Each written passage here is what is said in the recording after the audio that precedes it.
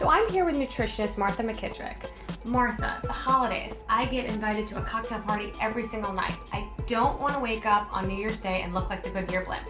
What can I do? When you go to a cocktail party, you're faced with alcohol, a lot of times hors d'oeuvres. You're mingling, you're not paying attention. You know, one drink, a couple more hors d'oeuvres, another drink, then the cookies and the desserts. You've got fat, you've got sugar, and you've got alcohol. You've got all the bad things for you all at once, and basically every night of the week in the holiday season. It can be tough. You can easily pack on 5 to 7 pounds if you're not careful. So you've got to plan. So my first tip would be, when you go into the party, make sure you don't have low blood sugar. Make sure you've eaten something before you go. So great tip, eat before you go.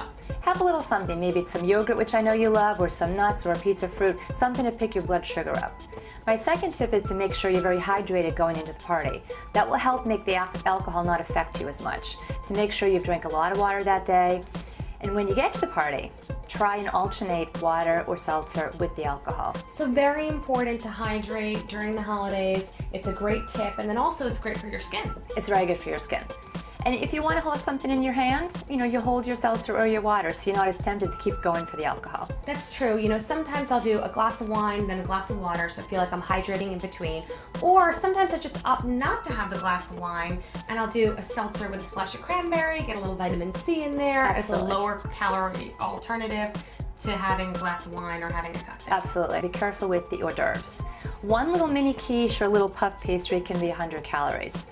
It's a lot. Right there, you have to speed walk for a good 1.5 miles to burn that off. Oh my God, I am not walking for 1.5 miles to eat a puff pastry. I'm sorry. Not worth it. Not happening. Instead, what I would recommend, if they have things like shrimp or lean protein, those type of appetizers or hors d'oeuvres, that's a much better choice. Yeah, and then don't obviously go for the stuff that's doused in oil. When I see oil like busting at the seams in any dish that I'm being presented with, I know not to choose that. Even if it's a healthy olive oil, it still has a lot of calories. It does. Instead, try, if you go to a buffet or there's a party where they have like a slice, like a carving roast, like sliced chicken or turkey or even roast beef, I would start out with lean protein.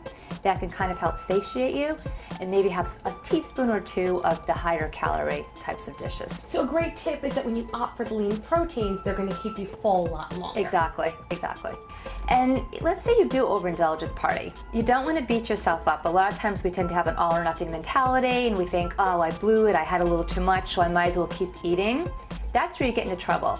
Say, okay, I overdid it, and the next day get back on track with your healthy eating plan. Yeah, and then also the one day I overeat at a party, which by the way is a lot of days, and then I really just exercise more. So I think it's important to incorporate exercise into your regimen. So often when I'm going to these parties, what I'll do is I'll walk there.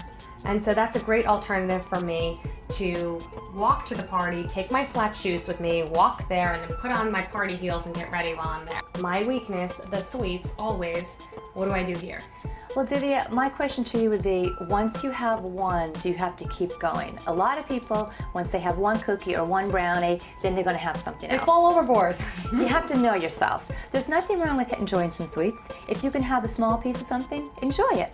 But you don't want it to snowball into continual eating of sweets. So a friend of mine who's a chef always tells me I have to learn how to taste food and not eat it. There's a big difference between enjoying a party and having a bite of this and a bite of that and just tasting it and getting the flavors on your palate, as opposed to just eating everything in sight, which is normally my cocktail party strategy. That's what you have to work on, Divya.